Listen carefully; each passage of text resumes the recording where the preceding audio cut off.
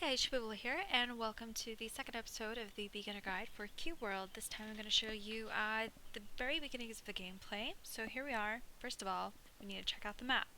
In the top right, you'll see the mini map. If you move your mouse, you can see around, and if you walk around, you can see your character move, and it's pretty useful for finding really specific things. If you press M, you can see your full map. If you zoom all the way out with your scroll wheel, you can see the entire biome. That's what this is here. The cross swords that you see, those are quests, and of course little buildings over here are towns. So the first thing that I'm going to do personally is I'm going to head to the town. So what I can do is I can move my map so that I'm headed straight for it, move my character so that I'm looking at it, and I can see right now that I'm looking northeast, so as long as I keep going northeast, eventually I'll hit it. And either I can keep it zoomed out like this, and if I exit the map, you can see that in the right hand corner it's just showing the biome, or I can go back into my map and zoom in, and if I zoom back out, I'll see this sort of map. So let's go ahead and run around and see what we can find. Now, as far as the enemies go here, you'll see that these skull bulls have a red name. Those are the highest difficulty for your level. It is, of course, always related to your level, so right now I'm only level 1. Of course, they're going to be red. As soon as I'm maybe level 20, they'll be blue. The hierarchy with the levels goes red, orange, blue, and white. Generally, if you're soloing, you don't want to go any higher than an orange level. And I actually got stuck on a bed. And that brings me to another good point. If you sleep in this bed, it will regenerate health. And here, if you press R, you can examine it, and this will bring up your crafting menu. Another way to bring up your crafting menu is with C. To bring up your skills menu, press X, and here is when you have points right here, you can actually pick which one of these skills you would like to put points into. If you get enough points in these skills, you can go on to the next ones. And you get some really cool things like being able to ride pets, hang gliding, sailing, etc., etc. And especially if you're the ranger, the gliding is really cool, but that really shouldn't be the case. To pick up items, like if I come across this heart flower, I just press E and it's in my inventory.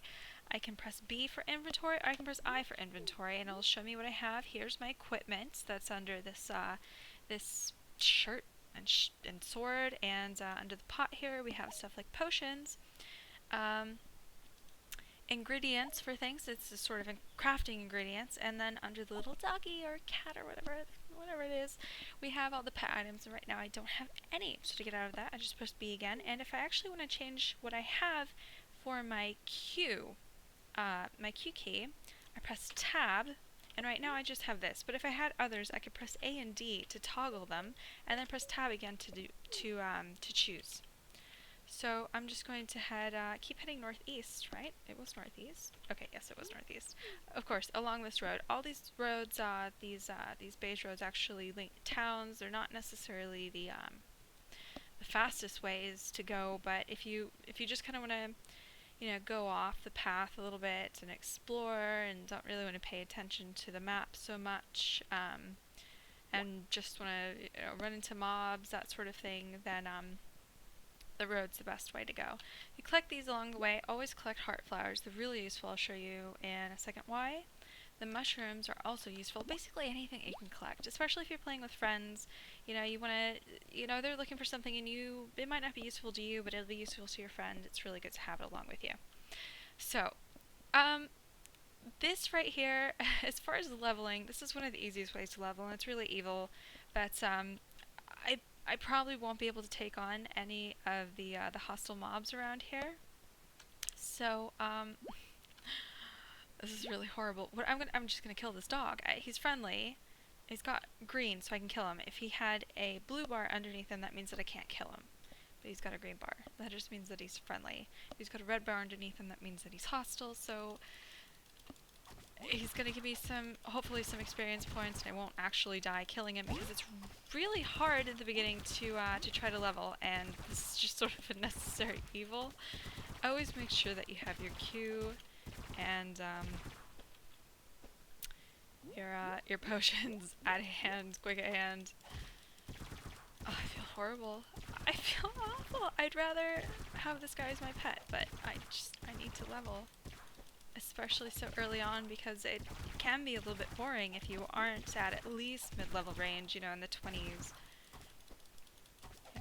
going to have a really hard time finding dungeons that you can solo or even really be useful with friends. So, and luckily in the beginning, of course, just like any other game, you level rather quickly, low experience points. Let's see, I only got 3 experience for that, and I don't know if it was worth it, honestly. I don't know. Anyway, let's go ahead, keep going to town, and there I'm going to pick up a really important ingredient for the potions, and that's why I'm still going to pick up all these heart flowers on the way. And here, as I said, that as far as the NPCs here go, as long as they have a blue name and a blue bar underneath them, they are in fact friendly. If I were to pull a hostile mob, say there was something evil here, and I were to pull it with me here to this NPC, she would also start attacking it. So it's pretty useful sometimes when you, especially for the earlier levels. Yeah, I could have pulled that shepherd to her, and as long as he was hostile towards me, even though he wasn't a hostile mob himself, she would have also attacked him. And here's what I'm talking about. You just attack the plants. It's kind of hard. Pick them up with E. And even if they're not useful for you, pick them up for your friends. Unless you're always planning on soloing, that would be really sad. You can ask me to play with you. I really don't mind. And these sorts of ingredients, it's always just useful to pick it up, see what you can make, see if it's relevant for your class, and craft. So now that I'm here in the town, you'll often see these sorts of fields here. This one I can't actually pick anything up. A lot of the times will be pineapple or pumpkin fields, though. If you do happen to come across one of those, you do want to actually pick all the fruit and stuff you can. It'll help with money, and it'll help with crafting. It'll give you basic health items that are quick, cheap to make. You don't have to buy anything for them. They're just kind of made on their own in the fire pits that I was showing you earlier. And to navigate the town right now, that you can see on my mini map, that I can see all the buildings, but I actually want to start to see signs, so I'm going to zoom until I start to see these signs. And I'll explain what we have here. Of course, the inns are inns. They're just, I certainly hope you all know what an inn is. If you don't, it's like a hotel, and you go there, you pay, and you sleep. Of course, in this world, the inns are free, so you can go there and sleep for free. So if you need to heal, you can sleep in one of the beds upstairs. And another really neat feature is, press R to open the door, and a little bit awkward here. Another neat feature is if you talk to the innkeeper here, this will be the guy behind the desks, he will reset basically everything in the world. That means that bosses will be reset, resources will be reset. I don't know if it's going to be like this feature in the game, but also the best thing is that whenever you go to a town, it resets to 7 a.m. So you never, as long as you keep moving from biome to biome and town to town, because there's only one town per biome, as long as you keep moving from town to town rather quickly before it gets dark, you don't have to ever deal with that. It gets really dark at night too. You don't ever have to deal with that. Just talk to him and it's suddenly 7 a.m. So, very useful, and he always says something really useless. And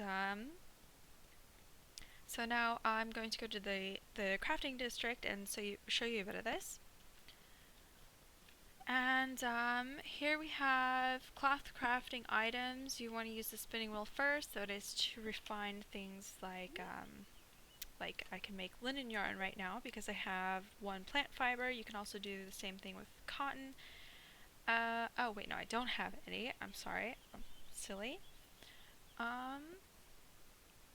And basically, it's a crafting. It just gives you a crafting menu where you can make items that you can't just make when you're running around. It's very specific, some armors require some different stations, and of course, all armors are class specific. And one of the most frequently asked questions is about the customization bench, which I don't actually see on the map here anywhere. This is of course here for woodworks, that's why there's a saw there, and oh, there we are. This I think that it sort of looks like a toilet, this icon that I'm going to, and it includes a furnace, an anvil, and the customization. So of course here, with the furnace you can take things like iron, gold, ore, and refine them. And with the anvil you can make, assuming it's for at least warriors, I believe also rogues can make certain armor there. And every class can use the customization bench. And here what you'll have is, what you have to do is right click the item that you would like to customize, and if you click down on your scroll wheel you can turn it. What you'll end up with is, if you're able to customize this, you'll have a list right here of different blocks, and what you do is you just select the block, turn it however you want to. You can add little blocks to this. Right now I don't have any, so I can't show you how to do it, but yeah, to turn it, just click down on your scroll wheel, and then you can do whatever. You know, a lot of people have done really cute stuff so far. I haven't. You know, my other character, it's really boring. I just kind of stuck it on there because I don't like to spend too much time in towns. I would just rather go out and explore. And getting into what I believe is the trading district now. Here, this little magnifying glass, if you ever find leftovers, just go in here, talk to this guy, and once you have it in your inventory, right click it, and then over here it'll say identify. You can identify it. It'll have a certain amount of money that you have to pay to be able to do that. And here is a weapon seller. I'm level 1. I'm honestly not going to bother with it, especially since I don't have any money. And the yellow, oh, you can't really see the beige bag pot. I'm not really sure what it is. This is why the mini map is so useful, because I can never find things in town. I just have to keep going back to the icon. I think it's this building right here. I just go on the right side, and here I am. Okay. Entrance, go in, and this is just the sort of the general store. What you can find is pet food, chocolate donut. I need to sell something. What do I have to sell? There we go. And to sell items, just right click them. That's all you have to do. If you made a mistake, you're like, oh shit, I didn't mean to sell that. Just go to this red arrow. You can buy it back for the same price that you sold it. So you're not losing anything. So that's rather useful. I should actually, which actually reminds me, I should probably keep the ginseng root for now, because I don't have, let me see, actually, I'm going to sell half of my heart flowers. I'm going to sell one more, and I'm going to sell a couple of these, and both of these, and I'll show you why, because what I'm going to buy is glass flasks. This will end up in the ingredient area. I'll buy 4. I'll buy enough to match how many heart flowers I have. In the future, when I have more money, I'll of course always want to try to keep a full inventory of glass flasks, because you just kind of find heart flowers all over the place.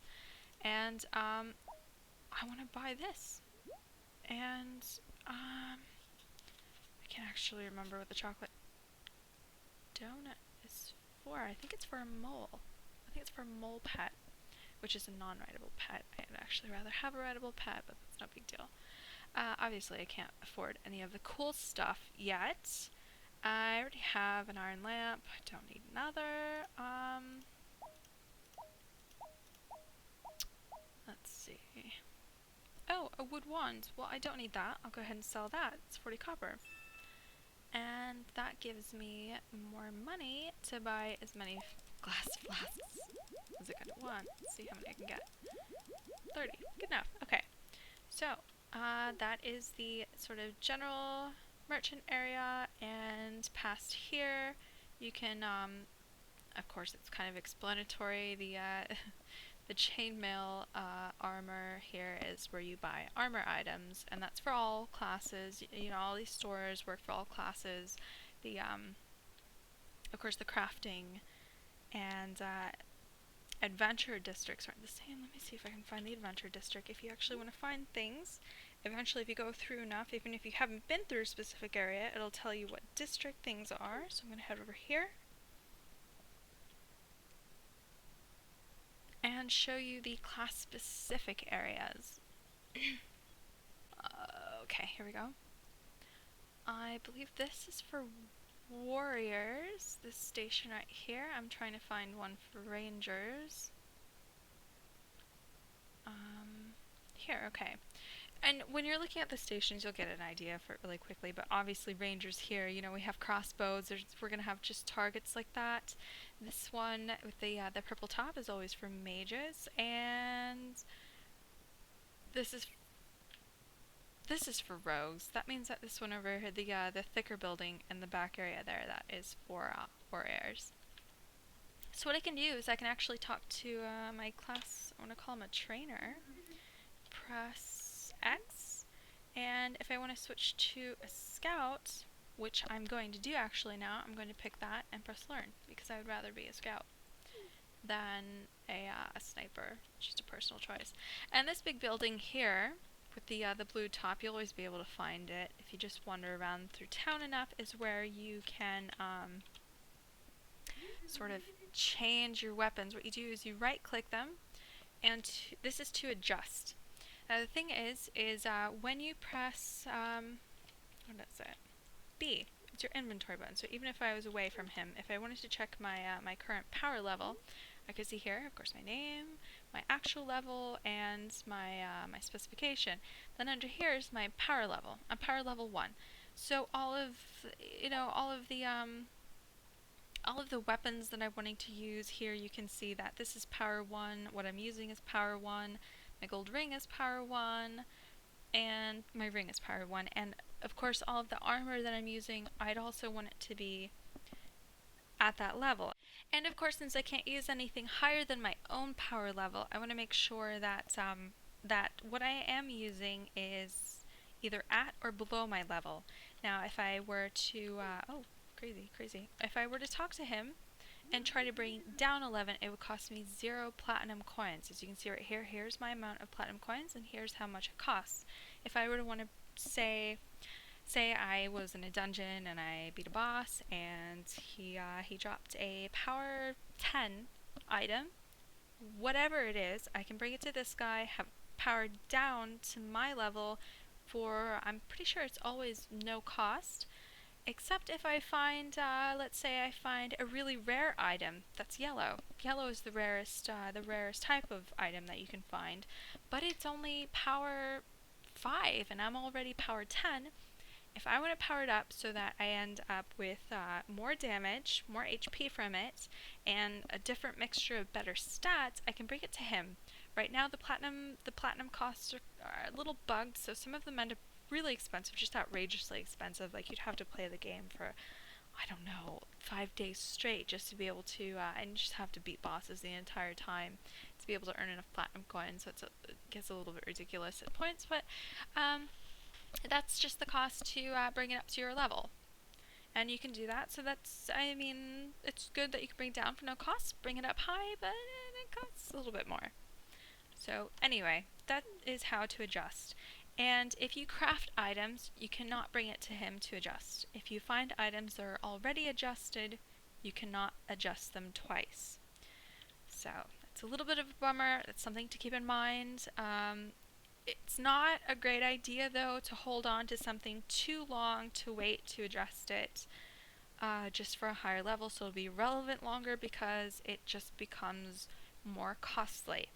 If you have an item that is yellow and it's level 100, I would just hold on to it until you are power 100 rather than adjust it down, because you cannot adjust it back up.